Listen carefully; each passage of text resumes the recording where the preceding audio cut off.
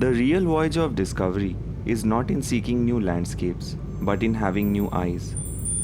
I have taken so many journeys outside my comfort zone to experience new cultures, to understand humanity, to experience God. But I have realized the most important journey in one's life is the journey within.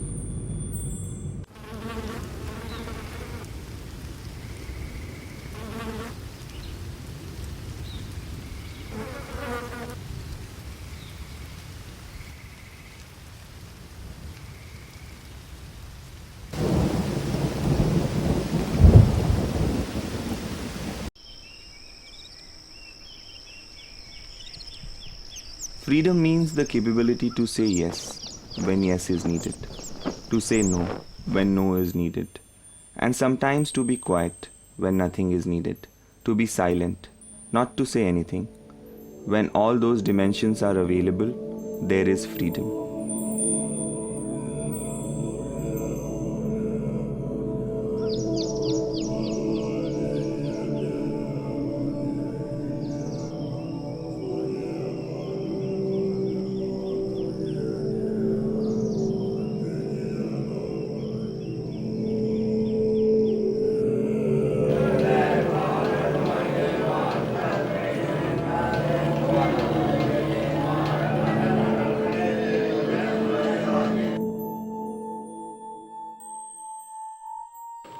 How to live one's life is the one question that has transformed itself into millions of questions, creating so many different religions in the world.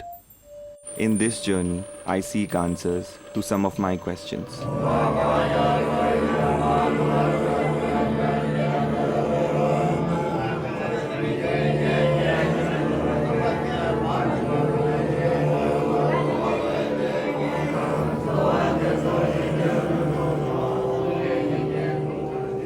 Hiroshima, some Nobel laureates sort of meeting for peace summit.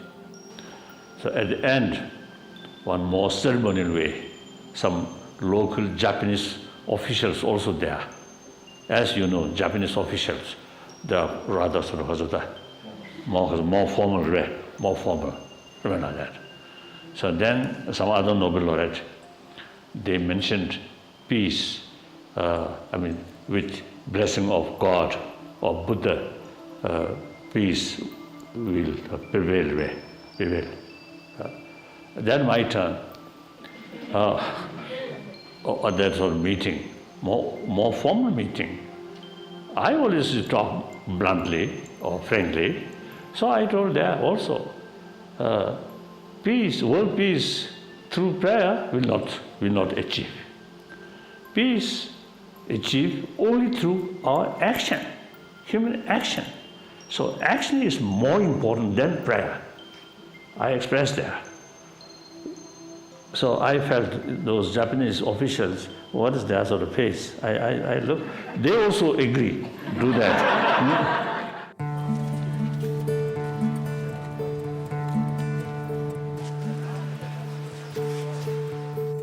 Foundation for Universal Responsibility of His Holiness the Dalai Lama organizes a 14-day interfaith program across south of India. 30 participants are selected from all over the world. They experience different religions, understand different philosophies, and go closer to find themselves. I took the same road in 2009 as a participant, and it had changed my life. I am taking the same journey again, but this time as a filmmaker, to witness the change this journey was about to bring.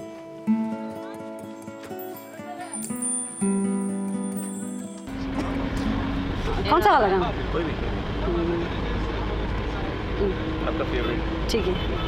हम तेरे बिना अब रह नहीं सकते, तेरे बिना क्या वजूद मेरा, तुझसे जुदा अगर हो जाएंगे, खुद से भी हो जाएंगे खफा, क्योंकि तुम ही हो, अब तुम ही हो, जिंदगी अब तुम ही हो, चैन भी मेरा दर्द भी मेरी आशिकी अब तुम ही हो.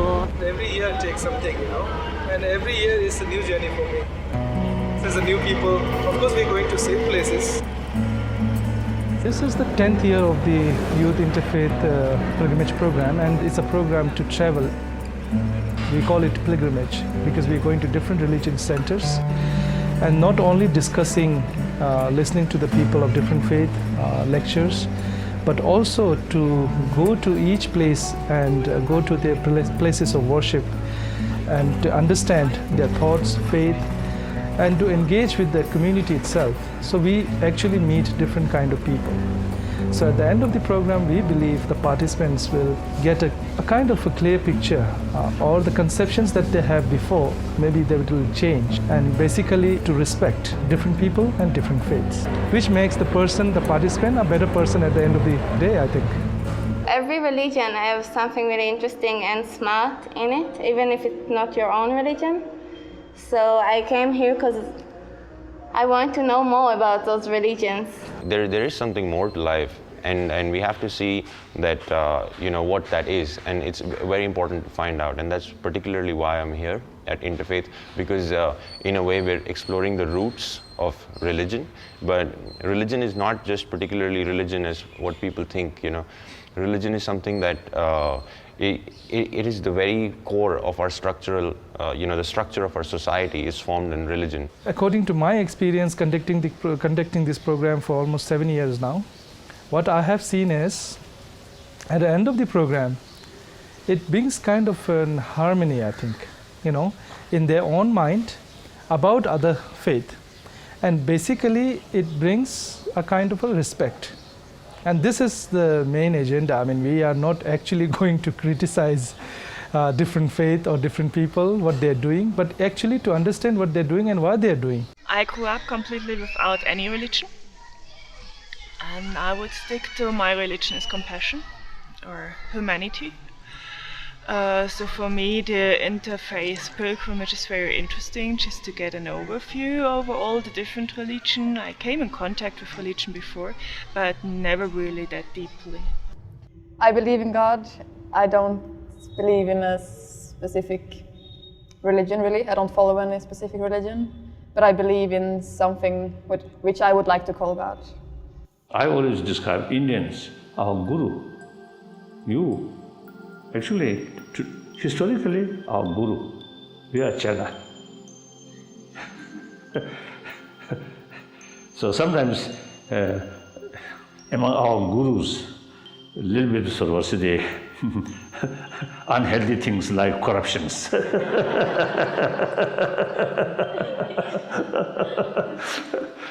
So that's really, I feel very serious. The non-believer, like communist in Russia or in China, it's quite understandable. They don't care about moral principles, moral thing. But India, this is a religious nation. I think many of these corrupted officials or corrupted politicians, I think in their home, I think some statue of Ganesh or some statue of Brahma, some statue of Vishnu, like that, Shivaji. So these are religious-minded people. I think every morning they worship, offer some flower, some incense, but they don't care about these sort of laws or teaching. They just carry various methods in order to gain money. Corruptions, exploitations, bully, lie, like that, isn't it? Eyes are just windows. They can't see unless you see through them. How can a window see? You have to stand at the window. Only then can you see. Islam has two root words to it. One is silm, which is meaning surrender, sincerity, submission. And the other word is salm, which is peace. So if you put these two things together, it's peace acquired by submitting, surrendering, and posing sincerity to God Almighty. Jain means one who has conquered one's own self is a Jain. and those who practice these principles, all of them are Jains. I am not only a Jain, others can also be Jains if at all they practice the concepts of ahimsa, satya, achorya, brahmacharya, aparigraha. A person who follows Christ, because the Bible and especially New Testament is very clear that Jesus did not, his purpose was not to start a religion of what we understand Christianity today, but it is a movement. It is an experience of God that is open to all and welcome to everybody. So therefore, in that sense, for me personally, it's my personal opinion, that somebody who is not part of the Christian religion, so to say, as part of the church structure, could still follow Christ, Jesus Christ, and still be called a Christian. There is nobody who can stop him. See, literal meaning of a Sikh is a person who is a learner. That means in your life, you have to be always a learner. You cannot call yourself as a guru. Even if you are a very learned person, you will keep learning. What is guru is our Guru Granth Sahib, which have all the teachings of gurus, several saints from various regions across the world, and we consider that as our guru and ourselves as a learner or a Sikh. These three people follow different religious paths. When they died, surprisingly they find that they are in the same place, whatever it may be, the hell or the heaven or then they will, when they meet at that point, they might say, "Arey, you are following Islam, I'm following Buddhism, but we meet at the same place. What's going on?" Any person who creates bloodshed is actually no longer Muslim practitioner. And then also the very meaning of jihad. One my friend told me in India, real meaning of jihad is combat your negative emotions and wrong deeds, wrong actions. So later I discussed one scholar, Muslim scholar in New York. He also used to mention same way. So real meaning of jihad is starker within yourself, the negative force and the positive force. This is the same. Buddhism, Hinduism, every religion, same. It's very hard for me to connect to Islam because their way of thinking and their philosophy, the role of women in that is slightly different from the religion I'm born into and the one I follow now. So, but after attending the Islam sessions, I am more open to them because they are right in their own way. They have a strong faith in the Prophet, in the God, and when you actually deeply go into the religion, you start reading the Quran, you find that it has been wrongly interpreted in some way, which has led to miscommunication and the conflicts. If there is any brother who's willing, who's a non-Muslim, who's willing to come to the mosque, he is welcome to the mosque. There is no restriction whatsoever. The only thing is, he just need to clean himself, in the place that is meant for ablution. Just wash his feet and get inside. It's a sin not to allow people come into the mosque. Allah has two portions in it. One is Al, the, La, the one and only who is worshipped. So Allah means God, who is worthy of worship. The word Muslim is from the Quran. God chose the word for the people who follow Islam as a Muslim. So a Muslim is a person who follows Islam. Quran says there's no compulsion in religion. We cannot force anybody to become a Muslim or the other way around. What is wrong for the Sunnis is right for the Shias. So now inside right and wrongs we are fighting. So what I say is there is no right and wrong in Allah's book. Allah says there is only a consequence. Can you see? There's no right and wrong in jumping. If you want to jump from second floor, is it right or wrong to jump from second floor? I said there's no right and wrong. There's only consequence. So if you break the divine law, there is a consequence. Can you see this? There is a consequence that we Muslims also are paying by dividing ourselves into the picture of right and wrong and creating judgments, opinions and this thing, and then started putting their views into other people, and they want to enforce their views, and we are right, and that is what's happening, and that's what the chaos you find in this world. Yeah, you can do it. If you want to pray, not being a Muslim, you can do that. But there is a violation of fundamental here. Who are you praying to, and what you are praying for, is the question that I would ask. I have never prayed in a mosque before. It was a unique experience to see people of different faiths praying in the name of Allah. What I was praying for, I don't know. I was born in a Hindu family and have prayed in front of several gods and goddesses. Why my conditioning had stopped me from praying to Allah? I want to submit my ego. Message of all the faiths is simple: loving kindness and compassion. See, in this whole world you will find very, very few people who are really religious. And among the religious also you have two categories of people. One category of people who makes use of God so that you have all the good things in the world. But the truly, truly religious people are the people who make use of the world to discover God. So my question always is God the means or is God the goal? Ordinarily when you pray, then what happens? God is the means for me to achieve all the good things in the world. And so I refine my prayer, and I may get special skills, special healing powers, special divine touches also through spiritual practices. But essentially what I'm trying to do is I'm trying to make use of God to be able to have a good world. True prayer is really an understanding. Once you understand what godliness is all about, like Buddha never talks about prayer. Buddha never talks about God. He never talks about heaven, because these are all metaphysical aspects. That's why Buddha is absolutely true.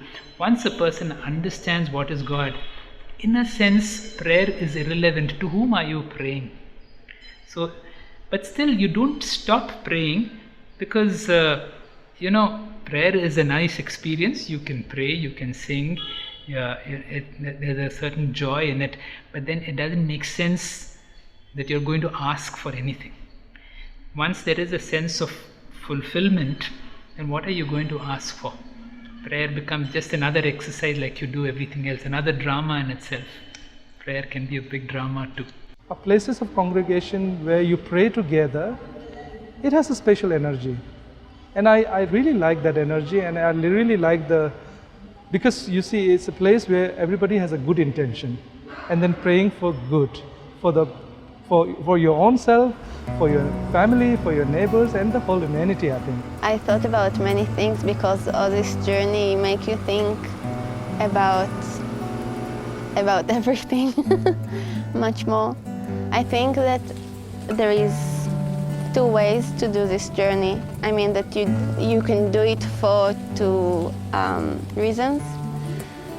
First of all, the reason to do this kind of journey is to understand the other side, because if you really understand the philosophy behind everything, so you're able to really understand what the other person do and where is he stand, and you can really understand him better.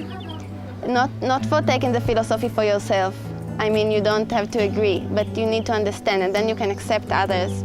And the other reason is that this way you can learn about yourself much better, because all the philosophies are really smart, so you can take from them a lot of things.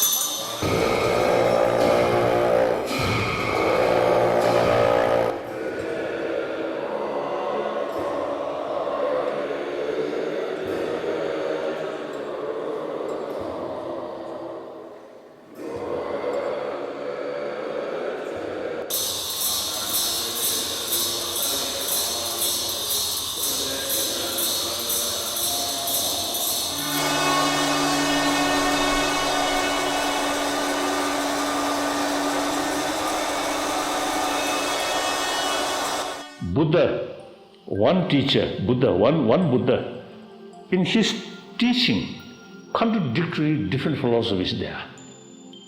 So I usually explaining to people, audience, the Buddha sort of taught a contradictory different philosophy, not due to his own confusion in his mind.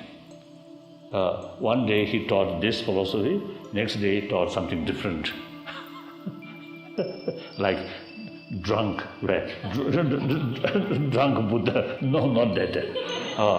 No, he deliberately, taught contradictory philosophy in order to create more confusion among his disciples. No. Then answer is, among his own disciples, there are different mental dispositions. Therefore, it is necessary to teach different philosophical view, according more suitability, different mental disposition. Therefore, what we learned from there, yes, now, some religions say there is God. Jains and Buddhism say no God, no creator. Most of the religions say God, creator. Big differences, but doesn't matter. To some people, the idea of creator is so important, so effective. One my Christian friend, he told me, this very life created by God. So no previous life, no next life, no previous life, this very life created by God. So that's very powerful. This very life created by God. So that was it a very strong sort of feeling of intimacy with God. Closeness. So that brings enthusiasm to follow God's teaching. Practice of love, compassion, forgiveness, these things. So very powerful. To such person, I think Buddhist sort of teaching, you are your own master. Then he may feel, I have freedom. Whatever I can do, okay, doesn't matter, like that. So the other one, much better, isn't it? One of the biggest challenges, I think, is to intellectualize everything. When I read a text, to try and just understand it at the conceptual level. There is emptiness, there is shunyata, but then to try and apply that to your life is the biggest challenge, I think. Because there are lots of answers, but out there in the books, but it's only when you start applying them to your life that you figure out what works for you and what doesn't. The journey of life is not simple. What matters the most is not what you are getting, but who you are becoming.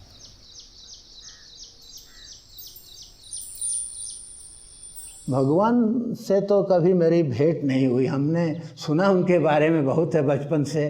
Kashi में जन्म हुआ तो भगवान ने ये सब सृष्टि की और भगवान ने ये सब दुख दिया, सुख दिया, सब भगवान का दिया हुआ है और ये सब चराचर जगत सब उनसे ही व्याप्त है। लेकिन इतनी यात्राओं में और मैंने पृथ्वी की भी एक परिक्रमा की, हिमालय के दूर दूर के हिस्सों में, लद्दाख से लेके अरुणाचल तक, ये पूरा जो पश्चिम से लेकर के पूरब तक का हिमालय है, उसमें भी 40 वर्षों तक यात्रा की। काशी में तो मेरा जन्म ही है। देश में विदेश में घूमा, कहीं उनसे मुलाकात नहीं हुई। आपकी हुई हो तो बताइए। I would like people, most of the people, to believe in God, because I find that when they believe in God, they become more lovable. They learn to love other people. Only because either they have fear in God or they love God, because of that they love other people. As long as it helps them to love other people, I would like them to. Because if they lose that faith in God, they may not do that. I don't need it, that's a different thing. That's my personal matter, I don't need anything. Sikhism believes that the God is everywhere, and if we cannot see him everywhere, we can't see him anywhere. In the beginning, a person is spiritual not because he wants to attain moksha, etc. He is spiritual only because he has a lot of fears. There is a lot of insecurity in the world. there is a lot of people die, so he is afraid. Then he has to depend on so many things like money, etc. There is a fear, and therefore he holds on to an unknown factor, and every time he holds on to it, he sees the results. So in Bhagavad Gita, Bhagavan Sri Krishna says that there are 4 types of devotees who worship God: Artaha, Artharthi, Jitnyasu and Jnani. 4 types. So in the beginning, a person is spiritual only because of Artha. Artha means lot of distress, lot of problems are there, therefore he takes the shelter of God. Then he advances a step further. Artharthi means a person who have lot of desires, money, name, fame, etc. So again he goes to God. Then a stage comes where he is interested to know the secret behind the universe and about himself. Such a person is called Jitnyasu, a person who is curious to know the ultimate truth. And the 4th one is Jnani. Jnani means a person who has known the truth. So these are the 4 types of devotees who seek God. So in the beginning, everyone starts as an Artha Bhakta. I seek God not because of salvation. I have a lot of problems. So if there is something called God who can solve my problem, I am ready to seek shelter. What happens, it becomes words and words and words, and more words to convey that which cannot be said. How do you define God? What happens is each person defines God according to one's training, and I don't want my training to tell what God is. If I say, I'll be giving my concept of God, you may reject it, then there is a conflict. You may accept it, then you become my follower. Then we can start another religion. I know that God is watching what I'm doing, but I don't know how He looks. But He's there. He has created everything. He has created me. It's a hope created, and this God is watching you. It's all creating fear that God is watching you, so be good. Why can't you be good for itself? If nobody is watching you, why won't you behave? So the God becomes a policeman. Do you see that? Religion is something that we call it later on, because if you look at the great masters, none of them labeled it when they formed it. It's what the people and the disciples, they formed a particular way of doing things. And sometimes what happens is some of the things that carry on as traditions, and people don't really understand why they're doing certain things. But essentially what I think is religion, if you look at great masters, right from Buddha to Christianity, Jesus, Guru Nanak, Guru Nanak never formed Sikhism when he was alive. Or if you look at Jesus, he never talked about Christianity. Or if you look at Buddha, he never said Buddhism. It is something that evolved later on. So I think that religion essentially is like a way of living.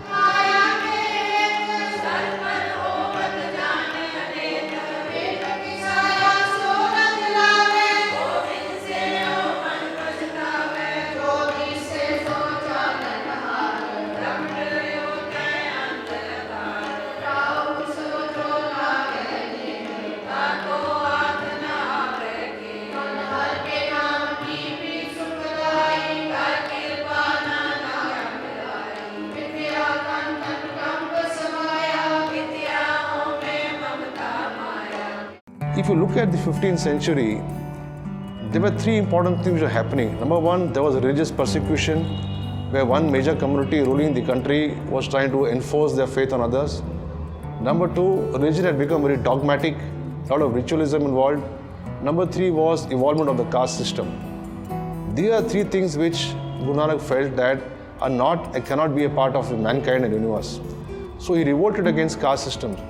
He revolted against dogmatism. He revolted against somebody trying to pin your faith on him.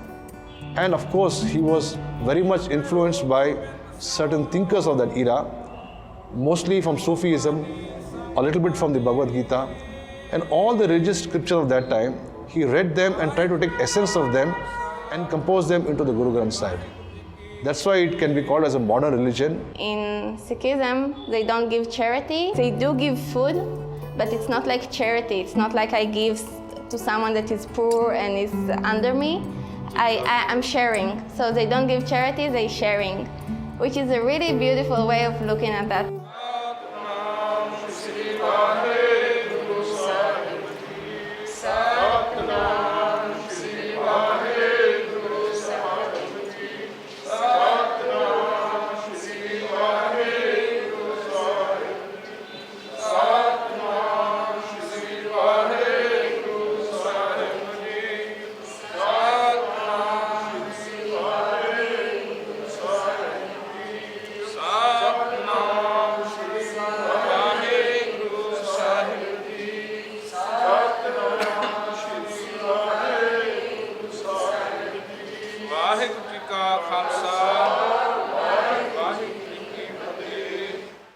True happiness is composed of three things as per the Sikh Maryada. One is always remember the name of the Lord. Number two, whatever we earn honestly and by efforts. Number three, share your rewards with others. And this is the route to true happiness as embodied by our gurus. Wisdom of all the Sikh gurus is there. Anyone can read it. I silently bow down in front of the Guru Granth Sahib. I pray that someday my ignorance is removed by the light of wisdom.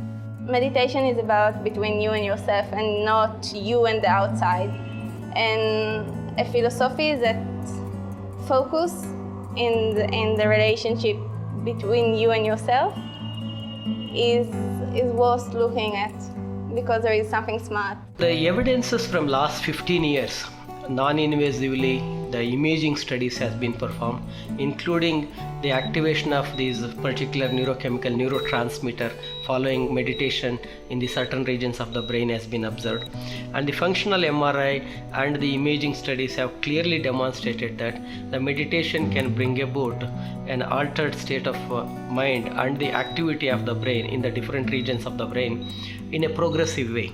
So the meditation is kind of a global phenomena which enriches the neural circuitry within the brain. So it brings about some positive changes in the neural circuitry which seems to be responsible for the better appreciation of the world within you and also the external world. So it brings about an alteration in the electrical activity in a progressive manner, which is beneficial to the self and ultimately to the society as well. To meditate upon consciousness is very difficult because the moment you start meditating upon consciousness, you don't have any support. And supportlessly, if you have to meditate something, it is very difficult. So this particular meditation, consciousness meditation, is called Nirguna Nirakara Upasana in Hinduism. A person who is living in the body, identified with the body, he can never meditate upon something formless, something upon which you can't think. It is very abstract, it is very difficult. So therefore, at a lower stage, you are given a form to meditate upon. So the Krishna form is defined in the Puranas. He appears like this, dark blue, with a kirita, with a kundala, with a mala, with a flute, etc., etc., etc. All these forms are for meditation. It is a support for the mind. So now, according to the description, close your eyes and meditate. Or you open your eyes, have that form in front, and then meditate. Now what happens? You are not allowing the mind to go anywhere. So in the process, you chant some mantras. So you take the support of the speech. Then you take the support of the body by doing puja. So you take the support of the body. You take the support of the speech. And chanting is going on. So you take the support of the ears. Incense sticks are burnt. So you take the support of your nose. The eyes are seeing the form of the Lord. So you take the support of all the senses in the beginning. Greater the support, lesser the possibility of fall. So as the mind becomes purified through this lower kind of meditation, once the mind becomes extremely pure and prepared, then he becomes fit to meditate upon the higher. Nirguna Nirakara. Earlier it is Saguna Sakara. Sakara means with form. Saguna means with attributes, with a lot of qualities and all that. They are all the support for the mind.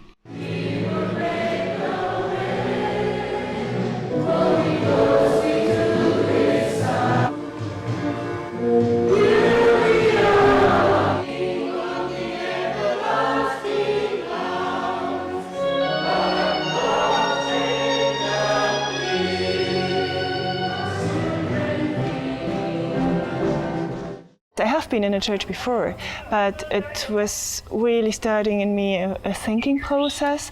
Why is church so different from a temple, from visiting a temple, from a mosque and all this stuff? So that was really amazing. God spoke through different prophets in the earlier times, Jewish prophets, or even prophets like Buddha and Mahavira. And now God has spoken through Christ. Carrying the cross symbolizes the discipleship, being a disciple to Jesus, and living in society, doing the things that Jesus did during his lifetime. So that is why cross as a symbol is important to us as a power for saving humanity. Cross is a way of life, cross is humility and a symbol of victory. I felt that Jesus is suffering in every person. Like Mother Teresa says, the very moment I touch the person, I'm touching the body of Jesus. She feels the presence of Jesus in those people. So when she touches, she's serving the Lord in those people. Freedom is simply an opportunity to find a definition for yourself. All beliefs are borrowed, others have given them to you. They are not yours. And how can a borrowed thing can lead you towards the real? So moral principle is the basis of happy life. Clear? Not money. Once you have certain moral ethics, that's the real sort of treasure, brings happiness, joyfulness.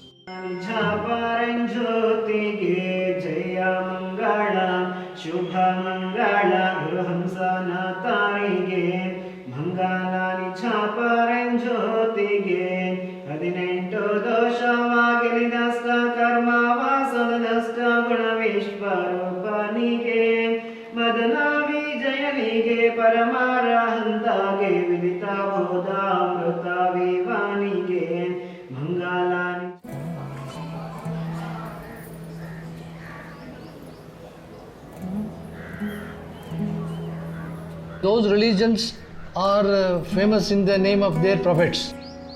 But in Jainism, the religion is not famous or known to the people by the prophets or Tirthankaras. They have called it as Jainism. Jainism, it means the Jina. Jina means one who has conquered. One who has conquered one's own self. Such persons are always there. When this universe came into existence, right from that time, such people are there.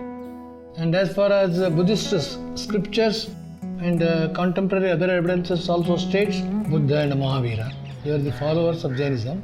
When the code of conducts placed by Mahavira, they were very difficult to practice. Earlier he too was the follower of Shramana cult, but he felt very difficult to practice them. Gautama Buddha introduced a middle path. The practicing concept of ahimsa, it was not possible for a common man. So in a way he rebelled silently and he started his own way of life.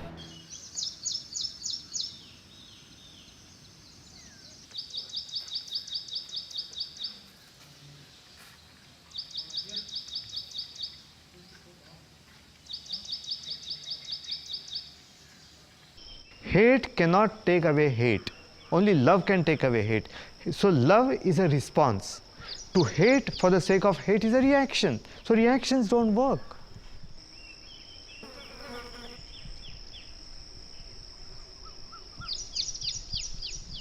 Beauty of nature is one thing that can be the best teacher. So in the midst of nature, where a child is brought up with a questioning mind, is what is significant. The whole question of education is, are we educating children what to think or how to think? Teaching them how to think is important. What to think is all propaganda.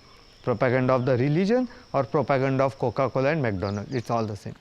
I think we've had a lot of conversations about different things in spirituality, but there has always been this barrier or a boundary beyond which we have never gone.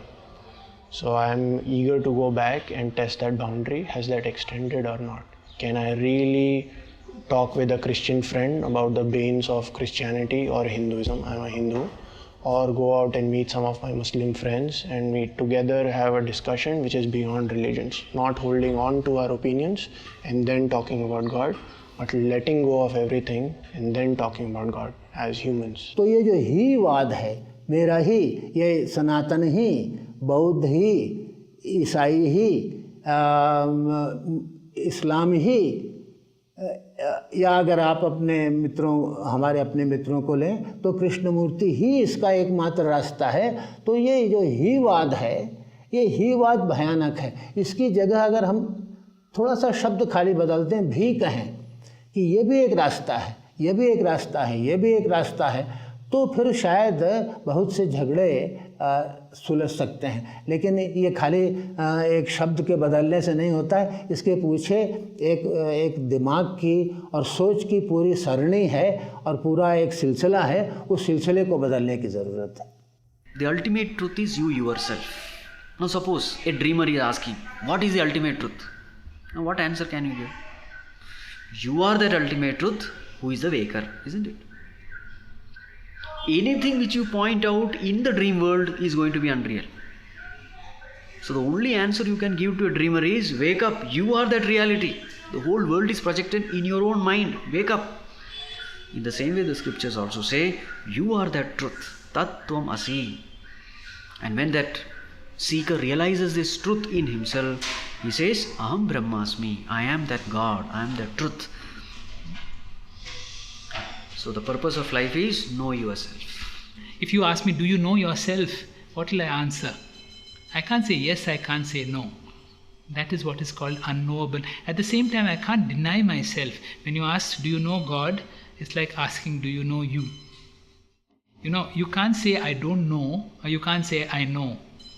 But at the same time, you know it exists as a fact that I exist. Most of the human beings are very beautiful and very good. But when they create a community, I think something goes wrong. The chemistry changes. So this creating a community has become a bit dangerous.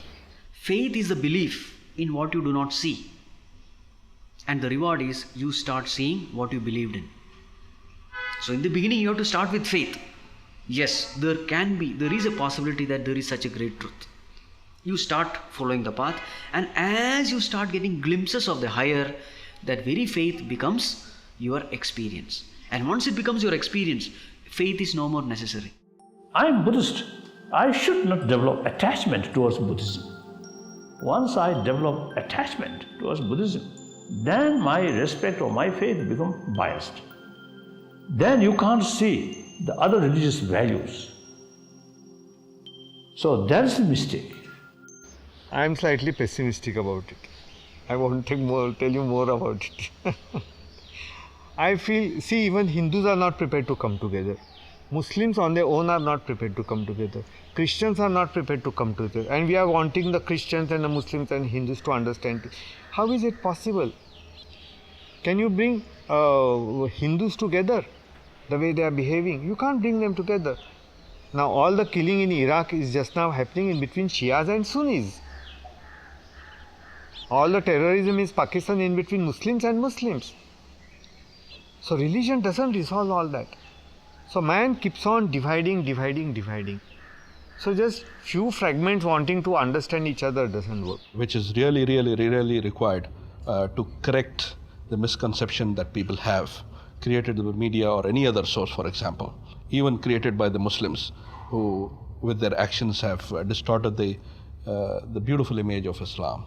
So interfaith dialogue is the need of the hour. Buddha said the dharma of a human being is compassion. Krishnamurti doesn't say it that way. He says violence is a conditioning of the human being. And can you be cleansed of that? So if violence is not there, you don't have to talk about non-violence. We talk about non-violence because violence is there. So आपके शादी को कितना साल हो गया? 63 में हुआ. 63?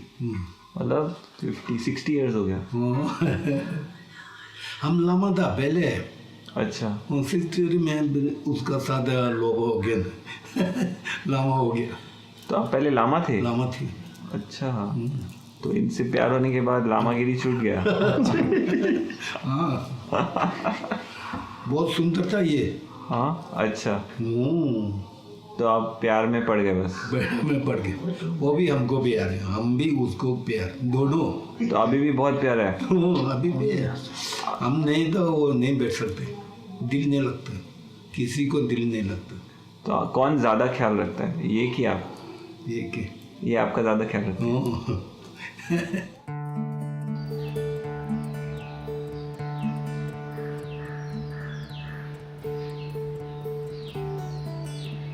There's a difference in between response and reaction. Reaction is when I'm holding something within me and that reacts. But when I do not hold anything in me, say no prejudice whatsoever, then I respond to the given situation. So I see a situation and don't act like a Hindu. I act like a human being. That would be very different. The real responsibility of each one of us is to understand ourselves. And in that, perhaps we'll understand the humanity. So Krishnamurti talked about understanding in the mirror of relationship. In that mirror of relationship, you understand you and me. Because if I stay in isolation, I feel everything is good with me. But when I relate to you, I find that it's not true. So then I really know what my prejudices are also, just as I understand your prejudices also. Darkness getting collected in the cave for millions of years. You don't need million years for the darkness to go out of the cave. You just have to light a candle. This is what they say, self-enlightenment. In that lightning of the candle, all the darkness goes at one flash moment. Because I'd never had any contact with religion before that, because my family is fairly non-religious. Once I started exploring Buddhism, I realized that I was getting a lot of things out of it for my own life. Even if I'm not a Buddhist, there are things about it that I can apply to my life. And when I heard about the interfaith program, I thought, if Buddhism has given me this much, then maybe other faiths also have concepts and ideas that I could use for my own life and to help me understand life better. All the religions also were created to help people. Another thing that I learned is that people are good inside.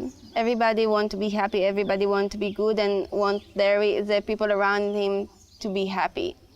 So what I learned is that if everything is good in the source, but today we have so many problems, so why? I mean, we have a nice philosophy, we have the practical, but something in the middle today I think is not working so well. And the biggest study from this journey is the question why. My interest in the external became less and less, and the crux or the essence of each of the faiths became more important. And then again, as time went on, I think my interest in silence increased. And it wasn't so much more about information, but really the wisdom that was in those informations. So when I get back, I'm going to try not to judge too easily, but try to have a more analyzing and critical eyes, but still try to have an open mind and open heart to different things.